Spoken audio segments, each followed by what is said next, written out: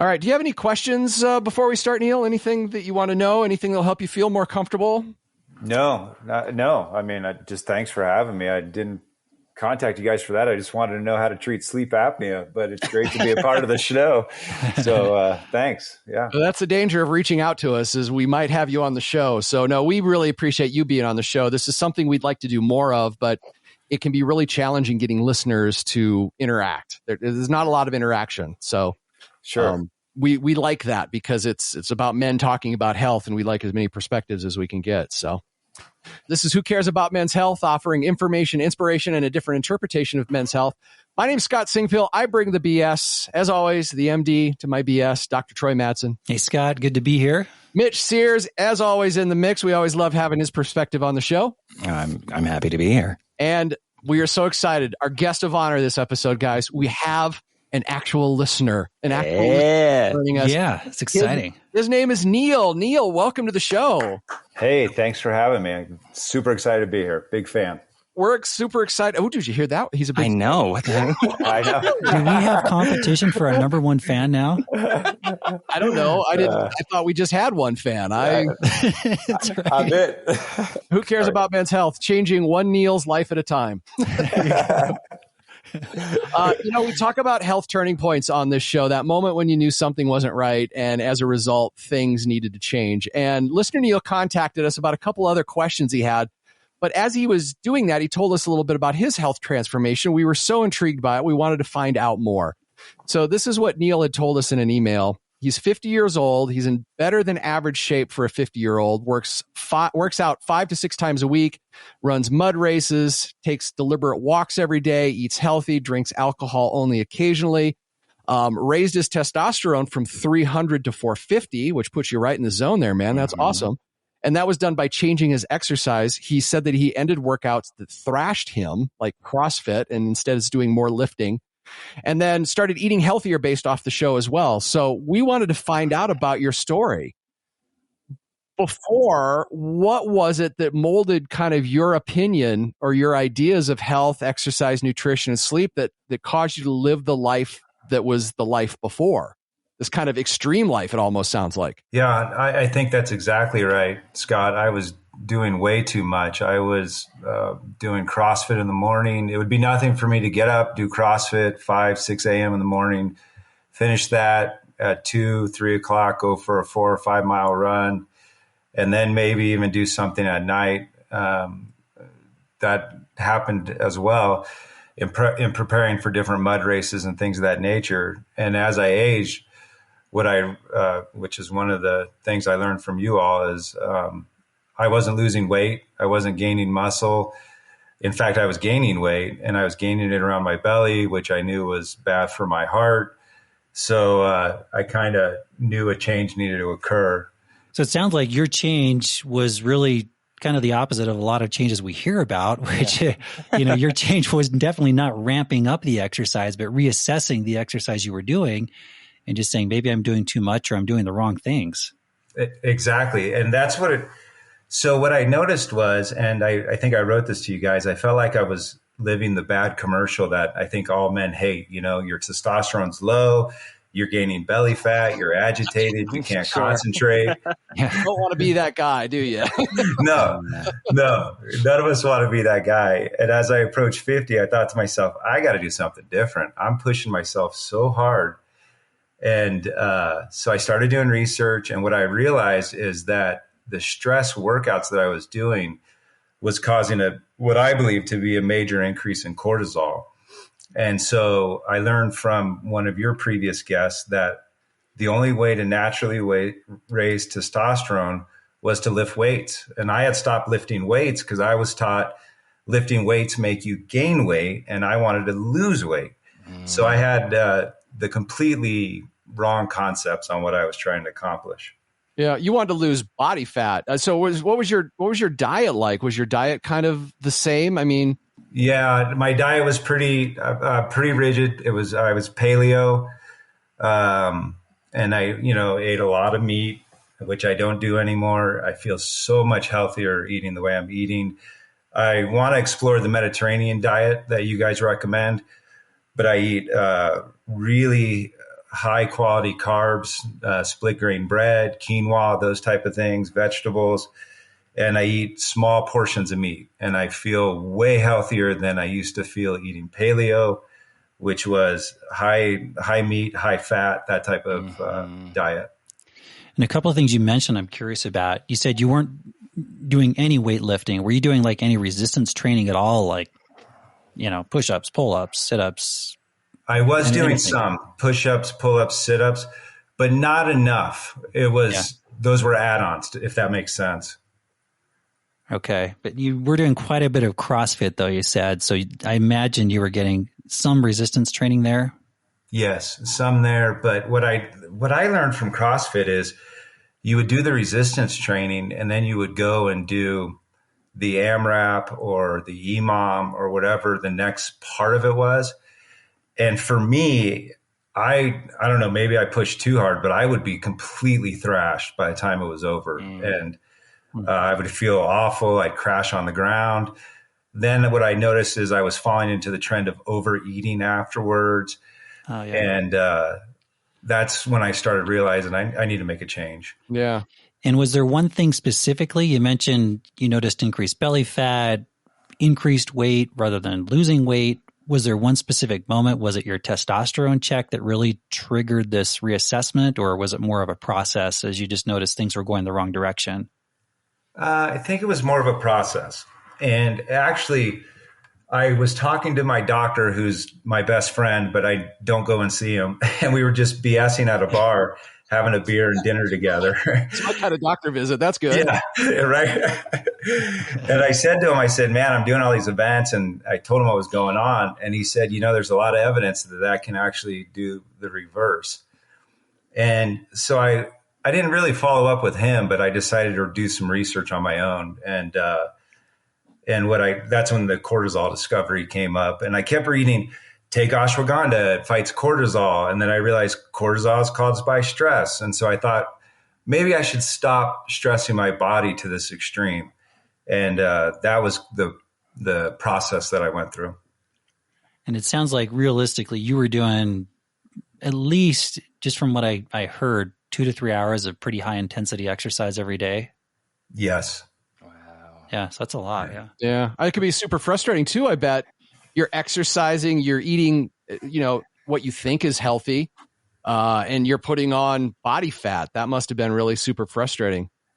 It was super frustrating. Were you monitoring your body fat percent during that time, or was it more just you noticed the increased body fat around your waist and on your belly? Yeah, no, I was not. I don't have percentages, but yes, my pants were getting tight. That, the usual. Yeah, that's incredibly frustrating. Yeah. So where did you get your ideas about fitness? Like, what brought you to be doing like 3 hours of exercise a day and eating paleo? Where did these ideas come from? Yeah, I guess, that's a good question. I'm not totally sure. I played sports in high school and in college.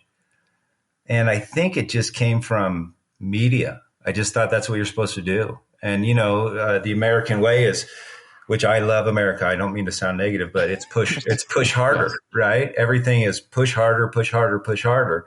So that's what I did. And I've taken more of I've adopted your 4 pillars of health, or whatever, 4 foundations of health. And I meditate now and just do some things quite a bit different. But I think it's not at all uncommon.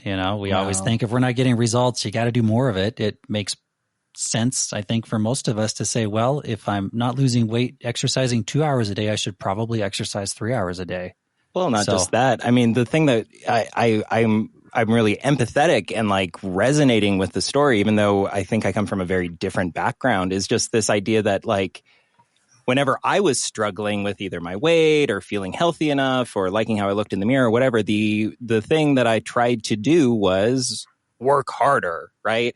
I'm not lifting heavy enough, or I'm not doing the right program or whatever. And I'd find something on Reddit and I'd commit to it for like a week or two. And I'd choke down 12 giant chicken breasts like every couple days or whatever, and I just felt like garbage. I felt tired. I didn't see any real results. And it's so interesting to hear that someone on who was very active and who was doing these other things was kind of experiencing the same thing, that if you are pushing yourself far too much, like it's not going to it's not sustainable. It's not good for your body. It's counterproductive. Yeah. I'd like to share my experience. I wanted to put on some muscle. So at one point, as more of an adult, closer to my age now than my age a while ago, I was lifting really, really heavy and doing heavy squats and that sort of stuff. And I'm sure I was not doing them in good form. I'm sure I was trying to put too much weight on too fast because I had a bit of an ego going and I had this goal that I wanted to lift more weight. So you just put more weight on, right? You don't think about those things. And then I'd come home and like the next day, not from muscle soreness, but just, I don't know, it was just muscle fatigue. I could barely squat down and pick something off the floor. And I'm like, what good is this kind of exercise routine if I can't live my daily life? And the other thing that would happen is when I would start exercising, even where I wouldn't consider it pushing myself super far, like it's almost embarrassing the little amount of weight I would do, I would notice I would start getting sick every time I started exercising again. And I think possibly what I was doing is I was just doing too much for what my body could handle at that moment, and you've got this built-in recovery system. And if you stress it too much, not great things start to happen. You start to get sick. You start to experience some of the things that Neil experiences. Neil was going a lot harder than I was, which I'm a little embarrassed to say, but I mean, that's been my observation. So that's really changed my opinion on what is fitness. It's about getting that dosage to be healthy, to have a healthy heart, to have healthy lungs, to have healthy bones and muscles, and to do the things I want, not to take over my life or, make it so I can't do the things that I want. So that was a big reframing for me. Neil, do you have any thoughts on that? Any additional thoughts? Yeah, it's been great for me because I actually have more time to do other things that I want to do, like spend time with my family and, so that's been great. And I'll tell you, I probably will do another mud run because I'm curious to see if I can still go as fast as I used to. And I have a feeling I can. In fact, I think I can go even faster, because I think I'm a lot healthier. And that's what's exciting to me. So, I get up, I lift, I go for at least a 1 mile walk every day. And that's about it. And I lift for about a half hour. And then about every fourth day, I do some type of HIIT workout. That's about 20 minutes. And then about the 10th day of my routine, I do a big stressor. And then I take the next day off. And it's really, I feel way better. So I'm actually excited to give it another shot at that. So you said you're now doing 30 minutes of weights a day, a 1 mile walk. Or how much cardio are you getting? Or are you getting a decent amount just with the weightlifting, or how's that looking? Yeah, the cardio. So I get the HIIT. I think I get enough with the walking. My resting heart rate's about 57. So I feel really good about my cardio. My run times have all been, I run at 5,000 feet elevation, and my run times have all been sub 9 minute miles. So I which is good for me. So I feel like my cardio is doing great. I mean, if you have another suggestion, Troy, I'd love to hear from it. No. I think you just find what works for you. I was curious, just how you perceive the cardio and how, if you feel like it's dropped off too much, because it sounds like before you were doing a lot of cardio. So I'm curious if you feel like you found a good balance there and exactly where things are. But just the fact that you're getting your heart rate up and you're doing it every day, that sounds like that's what you need and it's working well for you. Yeah, I think it is. Thank you. Well, and one of the things that a thought that just kind of entered my head is that that's the same approach that former guest and listener Rob experienced. His approach to fitness and his own health was work out 30 minutes a day, run a couple times a week, whatever. But that's not what we hear when we talk about health and fitness, right? We hear you got to push yourself harder. Oh, you got to do whatever. It's not the just a consistent, livable, reasonable kind of approach to your health. That's not what we hear. Hey, Neil, it sounded like a lot of your thought of health. We do talk about the core four: exercise, nutrition, sleep, and emotional health. It sounded like before it kind of really focused around exercise and nutrition more, and sleep and emotional health weren't quite at the forefront, and you've kind of brought those to the forefront. Is that accurate? Absolutely. Yeah. Tell us about that. Yeah, well, if you remember, Scott, I originally emailed you about sleep apnea. I was diagnosed with moderate sleep apnea. My doctor friend recommended a CPAP. I don't really want to do that, so I'm still working on it. But I do know that I've lost about 16, 18 pounds doing what I'm doing. And I have been sleeping way better. And my girlfriend says I do not seem to have the apnea like I did when I was heavier. So that's good. And I meditate every day in the morning, and I do a grateful journal every night. And it's funny because I started the grateful journal literally the same week you guys did your show. And I was like, oh, these guys are, I'm the number one fan. And it did creep you out a little bit. Like, where's the camera, guys? What? Yeah. it did freak me out, actually. And actually, some of Mitch's stories freaked me out, too, because I was like, man, I know what he's talking about there. Wow. And so anyway, so that's really helped. I really feel very healthy. I feel better now at 50 than I did at 45 when I was doing all that stuff. And, so. And it sounds like a lot of the theme of this is just more balance. And it sounds like you're finding a lot more balance. And Scott mentioned you were very focused on diet, but it sounds like it was not so much a balanced diet as just, more of an extreme paleo diet where, again, that theme of balance has come more into your diet approach while also focusing on these other things as well. Did the Neil before think the paleo diet was considered eating healthy? And what does the Neil of today think of the paleo diet? Yeah, yes. To answer your question, yes, I thought it was healthy. And I was, when you go to the supermarket, you see all the magazines and everything else, eat paleo. So that's what I did. And yeah, I did think it was healthy. The Neil now says, no way. I just feel way too good or way too well to not, to ever eat that way again. I actually like carbs. I have avocado toast every morning and I love it. So nice. All humans love carbs. That's what has sustained humanity. Right. Yeah. It's interesting how the media and how popular culture can take things that aren't healthy and make them seem healthy, right? Like there was a period of time you believe the paleo diet's a healthy diet. And, if somebody's on paleo, I might get pushback for this. But I think, Troy, you could speak that that's kind of an extreme diet and probably not the healthiest choice.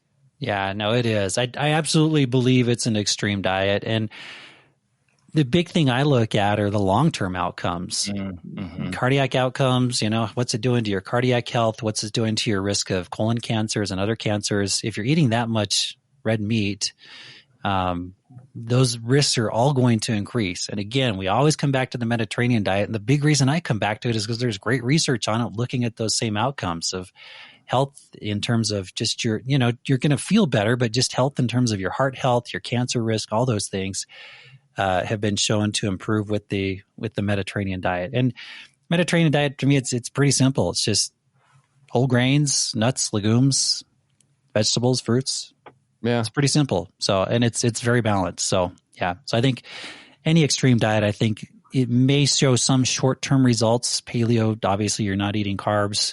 Short-term results. And this is interesting, I think, in weight loss. Like so much of our idea of health revolves around what is our weight? What do we physically look like, right? We don't even consider what's this doing inside of me? How do you feel? Yeah, exactly. Yeah. What is this doing inside of me? What's this doing to, my heart health, to future risk 10, 15 years down the road? What's it doing to my cancer risk? Those kind of things. So we do often focus very much on the short-term paleo. I have no doubt people can see some short-term results in terms of weight loss. Again, Neil, it sounds like that wasn't so much your case. I mean, maybe you did. Maybe initially you did see some results in terms of some weight loss, but I think it eventually catches up with you where your body equilibrates and you're not having that water weight loss that initially you get with all that ketone production from just not taking in carbs.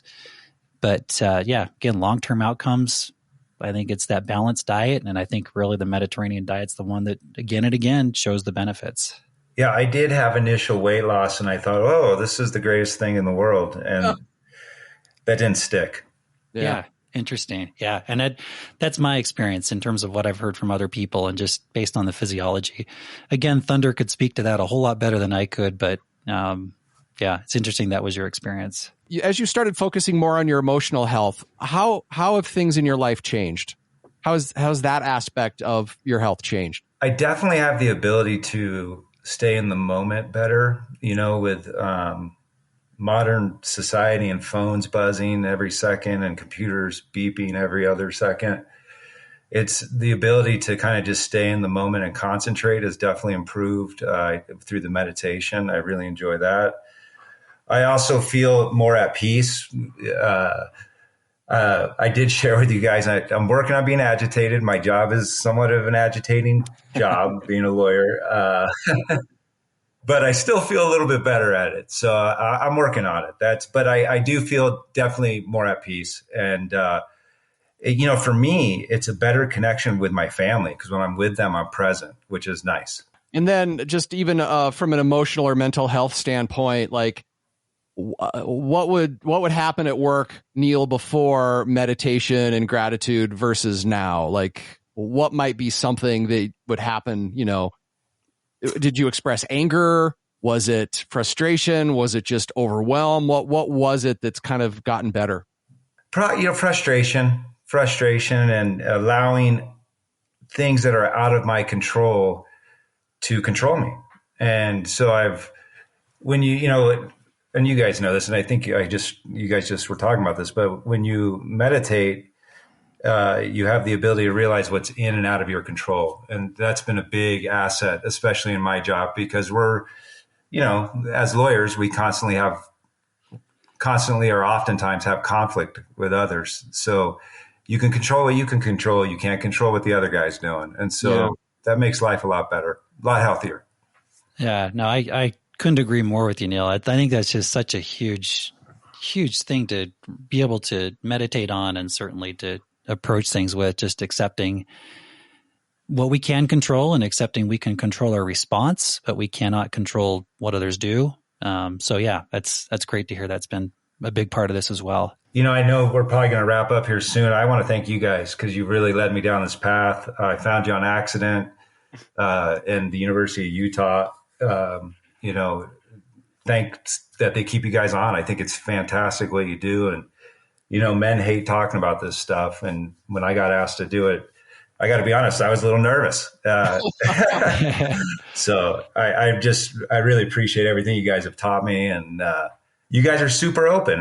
Mitch has shared so many different things, as you, Scott, and Troy have as well. But Mitch, I know, has led us on quite a path over the last few episodes. And then Troy had his dad episode, and I just listened to it all. I mean, I have 2 grown kids and I still listen to the episode about being a new dad. So there's always something to learn, and it's entertaining.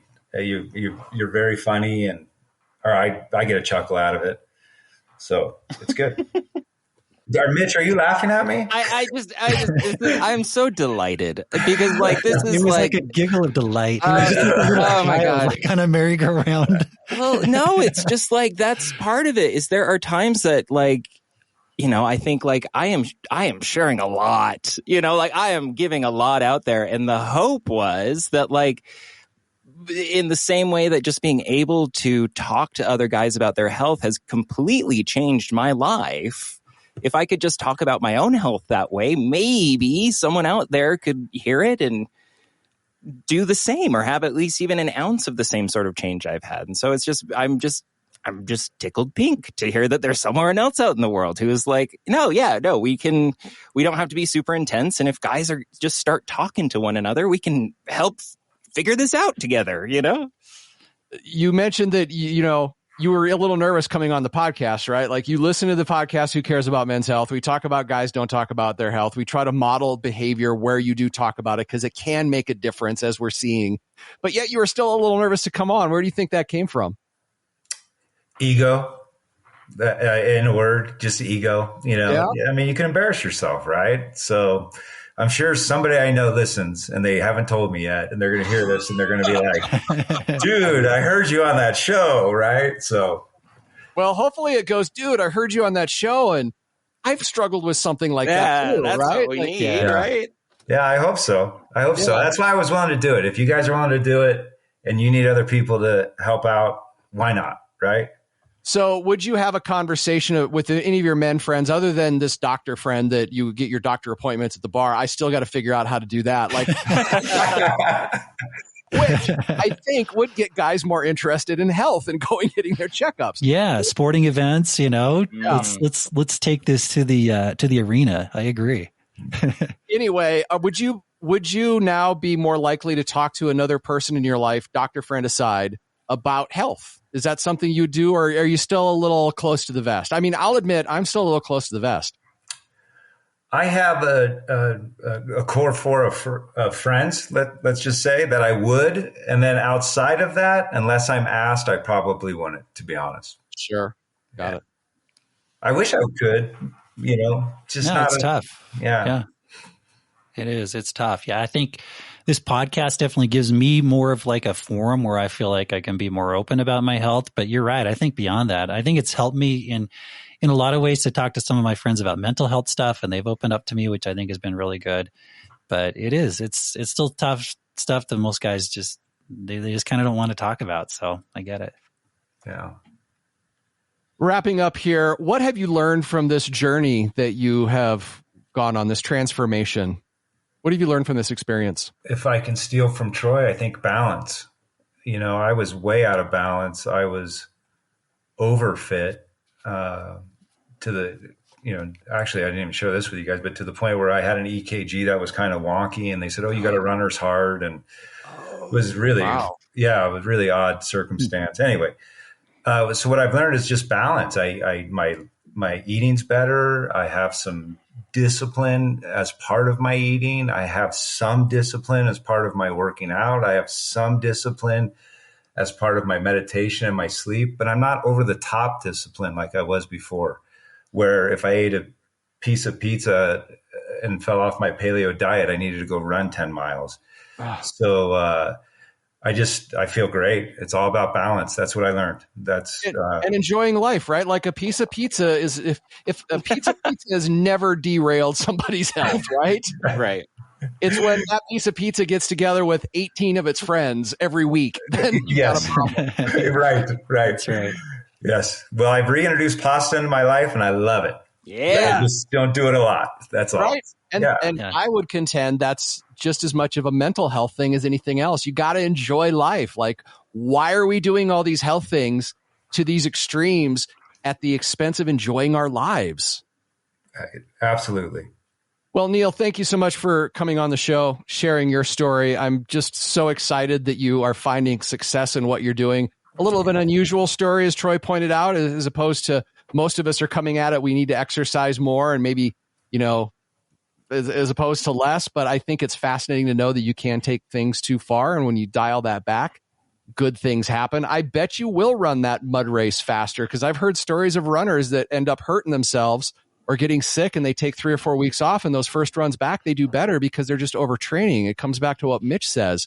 You think, if I want to get better, I got to do more, but you got to remember that recovery and all that other stuff as well. So, and I've got to say this, Scott, I always say I'm not going to talk about running, but since we're doing this, I got to say one of the big things that really hit me several years ago, I talked to a runner who had broken the 3-hour barrier in marathons, which is kind of a big deal when you can get sub 3 hours.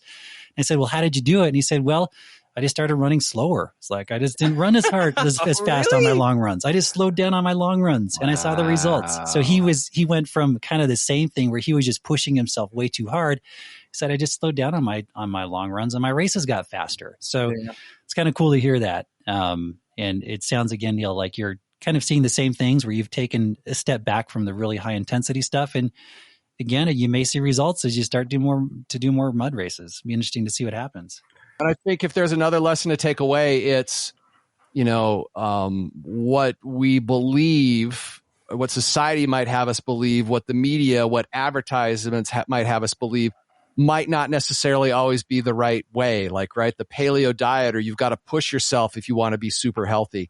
That's why, Neil, I love that you did some research and you're looking at science and you're looking, well, what does that actually say? What is the truth versus what truth are we kind of being fed about health? So that's one of the lessons I'm going to take away. Mitch, do you have a lesson? Just talking about it. like being willing to be a little bit vulnerable and saying what you are concerned about with your health or whatever, how much it can help one another, right? There's talk to your other guy friends, just talk about health, please. Neil, great story. Thank you for being on the podcast, and thank you for caring about men's health.